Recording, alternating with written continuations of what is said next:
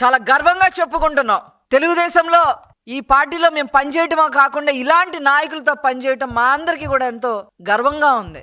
ఈరోజు పవర్ సెక్టార్లో లక్షల కోట్లు పెట్టుబడులు వస్తున్నాయి, ఇండస్ట్రీ సెక్టార్లో లక్షల కోట్లు వస్తున్నాయి, ఇన్ఫ్రాస్ట్రక్చర్లో లక్షల కోట్లు వస్తున్నాయి, అలాగే ఐటీఈ అండ్ C++లో లక్షల కోట్లు వస్తున్నాయి. అదేవిధంగా టూరిజంలో వస్తున్నాయి, ఫుడ్ ప్రాసెసింగ్లో వస్తున్నాయి, అర్బన్ డెవలప్మెంట్లో వస్తున్నాయి, టెక్స్టైల్స్లో వస్తున్నాయి, హెల్త్ కేర్లో వస్తున్నాయి, ఎడ్యుకేషన్లో కూడా వస్తున్నాయి. ఇలా కాకుండా ఈ సెక్టార్స్ కాకుండా అదర్ సెక్టార్స్ నుంచి కూడా లక్షల కోట్ల పెట్టుబడులు ఈరోజు రాబోతా ఉన్నాయి. Hats off to Nara Chandrababu Naidu garu and salute to Nara Lokesh garu. We are saluting both of them.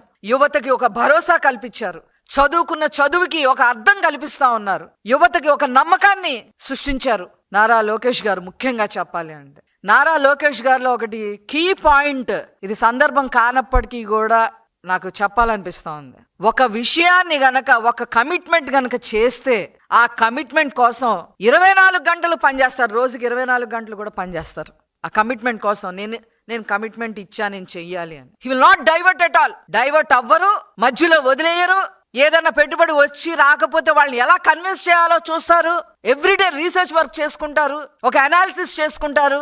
ఒక ఇండస్ట్రియలిస్ట్ వచ్చి ఫలానా సబ్జెక్ట్ చెప్తే ఆ సబ్జెక్ట్ అతనికి మించిన సబ్జెక్ట్, అతనికి కూడా తెలియని సబ్జెక్ట్ నారా లోకేష్ గారు చెప్తారు. This is a fact. We have seen him. అంత బాగా ప్రిపేర్ అవుతారు, సబ్జెక్ట్ ఆకలింపు చేసుకుంటారు. స్టాన్ఫోర్డ్ యూనివర్సిటీలో చదివిన వాళ్ళు బ్రహ్మాండంగా ఉంటారు. అది వేరే కథ. అయితే అసలు ప్రతి ఇష్యూను కూడా క్షుణ్ణంగా చదవటం, ఆకలింపు చేసుకోవటం, అనాలిసిస్ చేయటం, రీసెర్చ్ వర్క్ చేయటం అనేది అది ఈ పెట్టుబడిదారులందరికీ కూడా ఒక ఇంప్రెసివ్ ఇష్యూ అయింది ఈరోజు. ఈ రకంగా పెట్టుబడులన్నీ తీసుకొచ్చినందుకు మరొక్కసారి రాష్ట్ర ప్రజల తరఫున నారా చంద్రబాబు నాయుడు గారికి, లోకేష్ గారికి ప్రత్యేకంగా కృతజ్ఞతలు తెలియజేస్తూ నేను సెలవు తీసుకుంటున్నాను.